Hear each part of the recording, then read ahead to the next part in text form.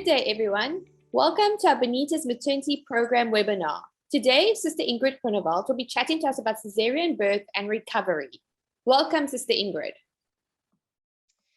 Thank you very much for having me today. I also want you to see me this morning. Some of the talks, one can just talk, but I've got some, let me just quickly show you like a little demonstration. And that would be very difficult to try to explain to you guys as to what I'm talking about if I talk about cesarean. So first of all, cesarean birth, I like to talk about it about a cesarean birth and not about a cesarean section. It's still, this baby, your baby is going to be born, and it's still really a great, fantastic day to meet your baby. And it is always important to be empowered with knowledge, to be empowered to know what's going on, and to also be able to ask questions and what you can or can't do and how, your recovery is afterwards. So cesarean birth in South Africa is quite a common kind of birth currently. There is a big movement to really have people, to make people informed as to really think about the kind of birth that you want, because I think up to now there was always this kind of impression that to say, it equals basically a natural birth. So if you can either have one or the other, and I suppose, yes, you can have your baby, but one has to remember that a cesarean section is major abdominal surgery. And perhaps for this baby, it is fine, but it's always something to keep in mind. How big do you want your family to be? If you are now, expecting your first baby and, you want a very big family, you would like 5 or 6 children. And believe me, there are people that have big families. So that's definitely something to then keep in mind, that if you want so many children, the cesarean section, everyone thereafter starts to be quite a risk for you, so that's why your first birth is such an important event. If it's just one baby, it's less likely, it's less of a concern really. But if you have more children later on and it's repeat cesareans one after the other, that is where the concern is. So perhaps that is something to do your research about, talk to your caregiver about, to really just ask the questions, and perhaps actually opt for a natural birth if there are no medical concerns. Okay, but now if you have a cesarean section, what exactly happens, and what are you in for? How will you recover and things like that? And this is really where I brought this along. So I just want to show you, perhaps I need to stand up to just show you. The cesarean section, it's not just cutting and taking the baby out. There are so many different layers that need to be cut through. Yes, it is a fairly quick procedure in the sense, the beginning to get to the baby. It's fairly quickly, it takes about 5 minutes. So it depends on from the one person to the next. But it's not just one cut, there are lots of layers that need to be cut through. And I'm going to go through the layers that you can understand as to what actually happens. Like I said, this is major abdominal surgery.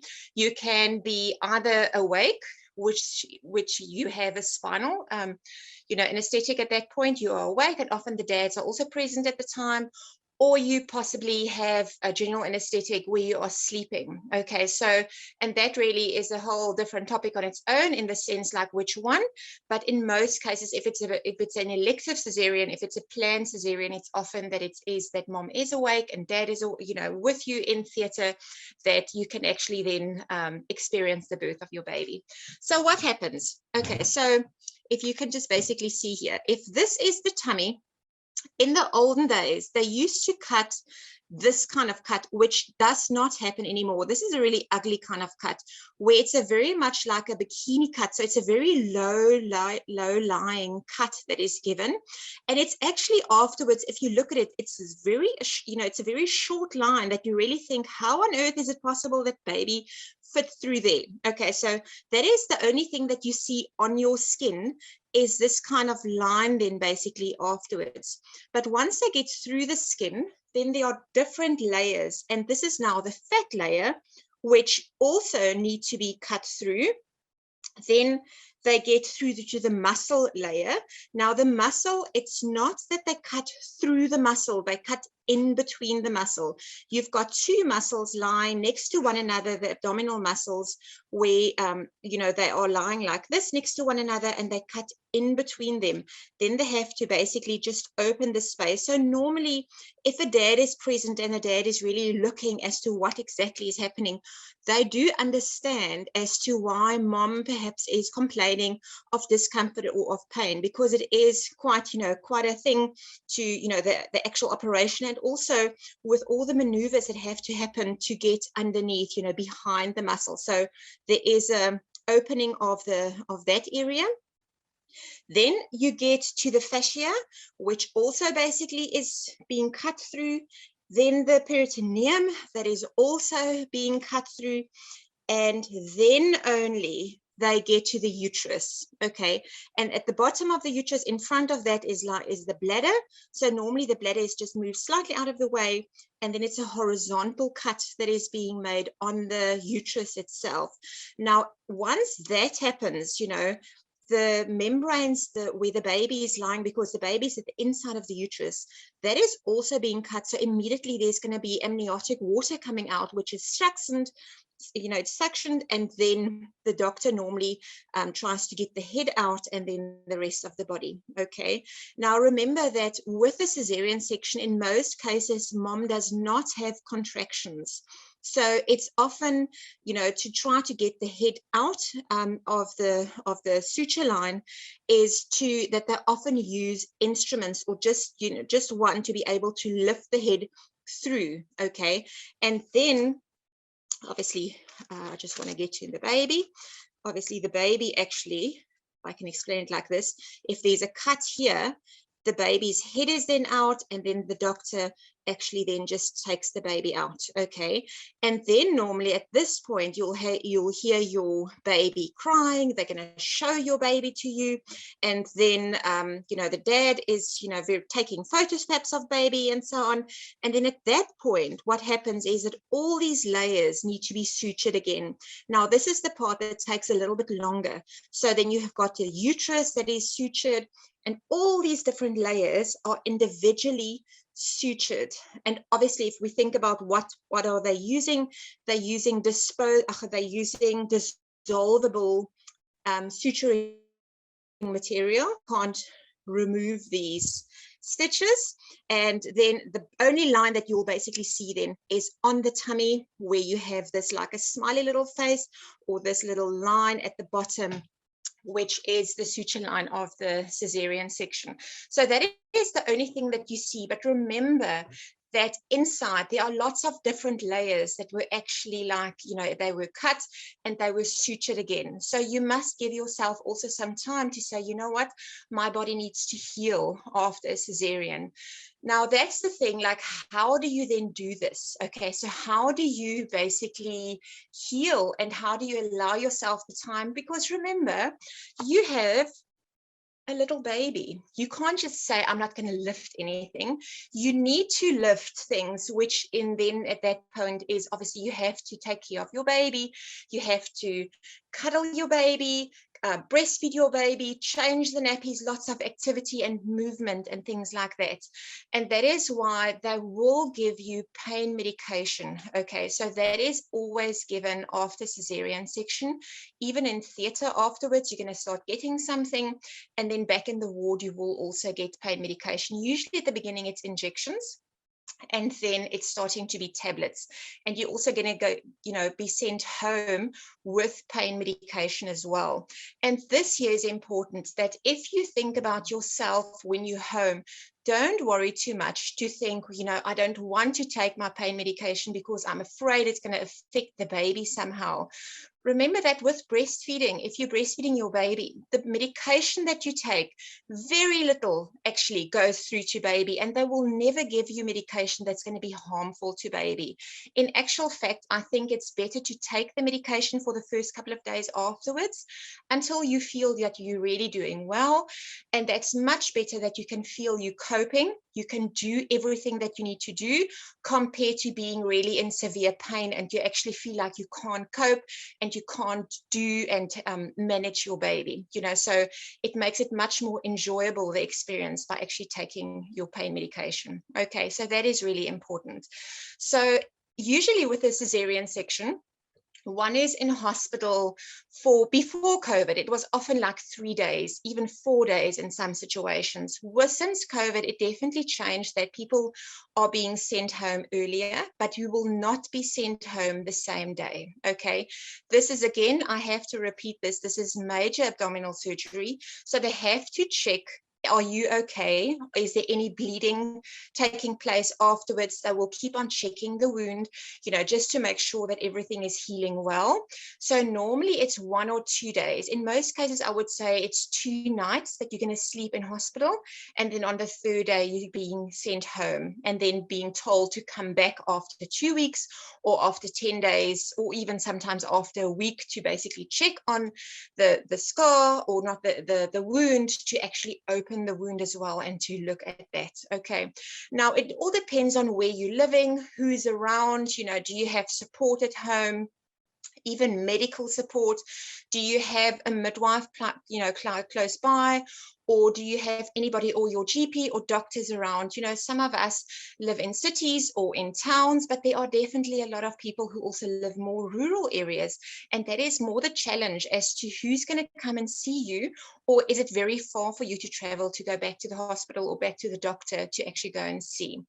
Okay, so normally, if we think about what you're going to have directly after, you know, the cesarean, you will, for the first day after birth, you will have an IV infusion. So these are the drips that are going to hang, and you're going to have IVs, which is, you know, that's intravenous medication that's given to you. It's actually more water that's given to you, hydration, and then mixed in there is also sometimes, or very often, antibiotics. Okay, so usually it's in the IV. You're not even aware that you have antibiotics. But remember, with abdominal surgery or any kind of surgery, we always worry about any infection forming. So it's just to make sure that no infection is going to be there. Okay, so you're going to have your antibiotics like that. And then later on, the following day, so the first morning after the cesarean, the drips come off. Remember, you have a catheter in before that because you can't get up to go to the toilet. So that's going to come out. And that obviously forces you to get out the bed. Okay, so you will need to get up and out the bed. And I would encourage you to start moving early in, you know, once, even on the first day after, you know, after the cesarean, to really start to move and to just turn your body every now and then, and even to try to breastfeed yourself, that you don't get help for that. Obviously, there is help available if you need it, but that you can also try and move around and do things, because the more you move, the less of a stiffness you're going to experience. Many people are so stiff the following morning to get out the bed that it's such a mission to get out the bed and to the toilet. So it is important, once you are out the bed, to go to the loo quite frequently. Every time you get out the bed, it's going to become easier. Okay, and like I said, you can take pain medication. It's going to be beneficial to you to actually feel like you're coping. Okay, and then usually, you know, you will have the dressing on at that point still. They're going to come to keep checking. You know, the maternity ward is going to keep checking to see, are you doing okay? Is there any kind of bleeding? You will, something that a lot of people do wonder about, especially if this is your first baby, what about vaginal bleeding? Am I going to have that or not? And it's important to remember that whether you have a natural birth or whether you have a cesarean section, that's the same that has to happen. The uterus has to become smaller. You know, it's going to contract.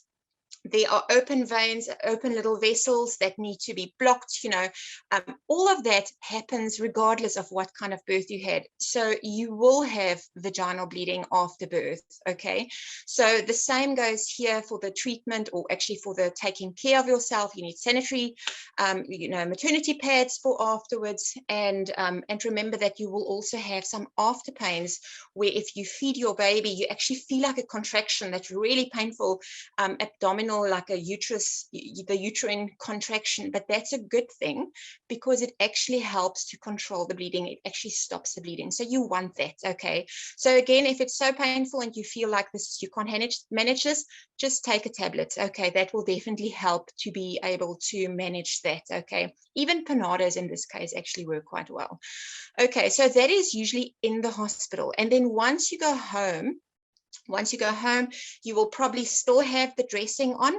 And in most cases, the doctors will tell you after 7 days. So it's usually anything between 7 and 10 days that you're going to be told to go back to either your GP or your midwife, or that that people are told to go back to them for the dressing to be removed. And then basically, if there are stitches that need to be removed, that's removed as well at the time. I must say currently, however, it's almost like most of the gynecologists, they use dissolvable stitches. Okay, so it's something that the stitches are not removed, it's actually dissolving inside. Okay, so that is something possibly to even ask your doctor as to how, what is used afterwards. Is it something that you have to get the stitches out, or is it something that is going to be dissolved? Okay, then how is the care then of the of this wound or of this line? Because once the dressing is off, you will actually notice that it's really a line that's actually healed really nicely. It's already grown together. Something that helps that all this growing back together, not just the skin, but even at the inside, is called Onika D6 tablets. I'm quite a big fan for the homeopathic remedies, and that one specifically, the Onika D6, helps a lot for any kind of healing that takes place in the body, whether it's any kind of operation or stitches that need, tissue that needs to grow back together, or any kind of blue marks from bumping and so on. It really is a fantastic thing to take. But specifically for moms after cesarean section, once you are out the theater, you can start taking this Onika, and basically it's a little tablet that dissolves under the tongue, and it just speeds up your body's ability to heal. So all these layers heal faster. Remember that the healing of after a cesarean section takes about 9 weeks, okay? So that really is like the complete healing. Usually after 9 weeks, everything is completely back and you're normal. Everything, there is no concern or anything. But this is how we are all different, so you might have somebody who's way sooner, like, that everything is grown back together and everything feels normal again. And then you have somebody who's still struggling at that time. But to help yourself, if you take the Onika, it actually increases your body's ability to heal faster. Okay, so that I would definitely recommend you actually get for if you are planning a cesarean or if you have a cesarean birth. Okay. Then what then do you do with this line? Once this plaster is off, do you have to do something? And a lot of people don't do anything. It's closed, it's not open. There's no open wound or anything like that. You can bath, you can shower, you can do anything. But something that we also know that has research shown us is that you can use Micropore. And Micropore is really, it almost looks like sellotape. I just want to show you here. It almost looks like sellotape, and it's sticky on the one side. And it's really, it has little holes, so it can breathe. The skin can breathe through this. And you get it in different sizes. So this is a very thin one. So this is about 1 centimeter. I would actually get a bigger one. So it's about 2 centimeters, 2 to 3 centimeters. That, if you basically cut off a piece that is, let's say, would be able to cover the line of the cesarean, you can actually put this over the line, and then you can use some tissue oil to basically rub over this, and it's being absorbed by your skin, and it just helps to flatten out this this cesarean line. So it really helps for healing of that as well. So one can usually do this for quite some time. I would say you keep it on for 4 or 5 days, and then if it starts peeling off, you can take it off. You can just put some more bio oil or any kind of tissue oil, any of those things you can actually just put on your tummy, and then you can just put a new piece on for a couple of times, and you can basically see how the healing takes place. Okay, so that really is something that's a very beneficial thing to really to just heal properly. I can assure you that later on, you won't really even see this line, okay? And it's so low that even if you wear a bikini, people will not know that you had a cesarean. It's not something that's very visible. If you have a couple of births, a couple of cesareans in a couple of years, it's not like the one line is on top of the other. They always remove that one suture line and then you have a new one. Okay, so there's always just going to be one. So no ladder is going to be formed. Okay, so that normally is how, how that is done and what you can do to try to help yourself, with the healing of the cesarean section. Remember to listen to your body. We always have to listen to your body, even regardless of the kind of birth, but even more so with a cesarean, is to just feel what is your body telling you. In the past, it was always believed for 6 weeks, you're not allowed to drive around, you have to stay home, things like this.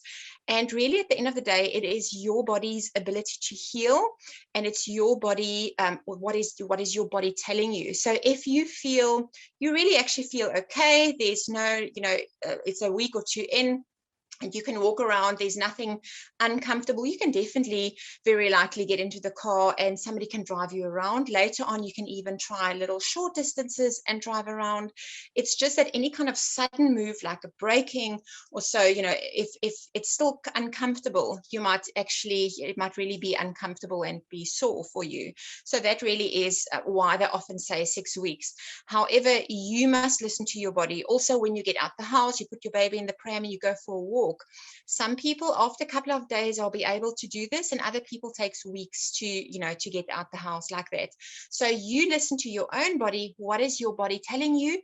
And you do that. Okay, don't look at your neighbor or your friend to say, that person was already walking in the street with the pram at 1 week and you have to do the same. You are not that person. Okay, so you do you. Okay, listen to your own body as to what your body tells you. Okay, so that really is the cesarean and the healing thereof and what you can expect after the birth. Right, I don't know if there are any kind of questions. If we have time for questions, if there are any kind of questions that you see or that you have, and then you can just perhaps type your questions. There's a little chat box or a question and answer, and we can just see if there's anything. It is a very important thing to always know what to expect, of the kind of birth. It makes it easier to understand, and also for the partner to really understand what is going to happen and how this actually works. It is, now that we're just waiting for some questions, also with the cesarean section, very important for the partner to start even with skin to skin with the baby, because remember, you are in theater at the time, and babies are often placed on your chest directly after birth, or they're basically shown to you. But it's not an ongoing long thing often. So often the partner can actually step in to say, this baby, once everything is done that needs to be done, baby can be popped onto the partner's chest until mommy is back from theater. Some hospitals allow the dads and the babies to remain with them throughout the whole procedure, and then you go as a family back to the ward. And some hospitals is it where the baby and the dad then leave the mom in theater, and then everything is completed with the mother, and then the dad and the baby then basically stay in the maternity ward or in the room until the mom comes back, and that's when breastfeeding starts and all of that. And even there, remember that you can ask for help if you struggle. It is usually the first day afterwards a bit of a thing, because you're lying on your back, how to actually get this baby attached and to have a good comfortable feed. But the partner can also help you, and then also the maternity staff can also help you to just get that right. And then usually from the second day, so from after the first night, that following day, once the catheter is out and the IV is out, then suddenly, it's a lot easier, because you can sit straight and you can use your arms and basically try to latch your baby and so on.